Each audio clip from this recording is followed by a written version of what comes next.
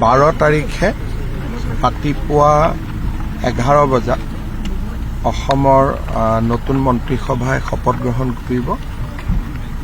অহা 10 তাৰিখে ৰাতিপুৱা 10 বজাত ভাৰতীয় জনতা পাৰ্টি বিধায়িনী দলৰ বৈঠক হ'ব।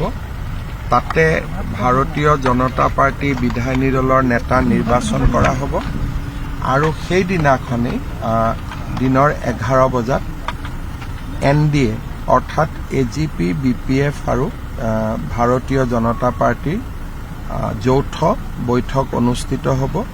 তাতে NDA নেতা নিৰ্বাচন হ'ব। 12 বজাত অসমৰ ৰাজ্যপালক সাক্ষাৎ কৰি চৰকাৰ গঠনৰ অনুমতি দিবলৈ অনুৰোধ জনোৱা হ'ব আৰু ৰাজ্যপাল মহোদয়ে অনুমোদন দিয়াৰ লগে লগে চৰকাৰ গঠনৰ প্ৰক্ৰিয়াও আৰম্ভ হ'ব আৰু 12 তাৰিখে 11 বজাত প্ৰধানমন্ত্ৰী নৰেন্দ্ৰ মোদী ডাঙৰীয়াৰ উপস্থিতিত শপত গ্ৰহণ অনুষ্ঠান অনুষ্ঠিত হ'ব। আৰু কোন কোন ছাৰ মুখ্যমন্ত্ৰী? ইয়াতে আমাৰ প্ৰায় 20খন ৰাজ্যৰ মুখ্যমন্ত্ৰী উপমুখ্যমন্ত্ৰীসকল অহাৰ সম্ভাৱনা আছে। দেশৰ কেইবাজনো উদ্যোগপতি অহাৰ সম্ভাৱনা আছে। আমাৰ অসমৰ সত্ৰাধিকাৰ প্ৰভু ঈশ্বৰসকল অহাৰ সম্ভাৱনা আছে আৰু ভাৰতীয় জনতা পাৰ্টি আৰু অসম গণ পৰিষদৰ বুথ কমিটিসমূহৰ সভাপতিসকলকো বা আমাৰ গাঁও পঞ্চায়তৰ নিৰ্বাচিত প্ৰতিনিধিসকলকো এই অনুষ্ঠানত যোগদানৰ বাবে আমন্ত্ৰণ জনোৱা হৈছে। On 10th, BJP legislature party will meet in presence of our central observer Sri JP Nadda and Sri Naib Singh Saini, Union Minister and Chief Minister of Haryana.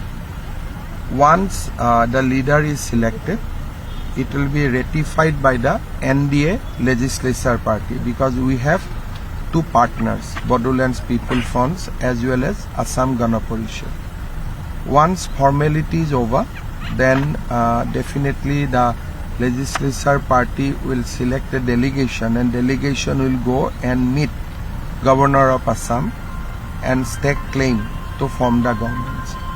Once governor extend invitation, the process of government formation will start immediately. On 12th of May at 11 a.m.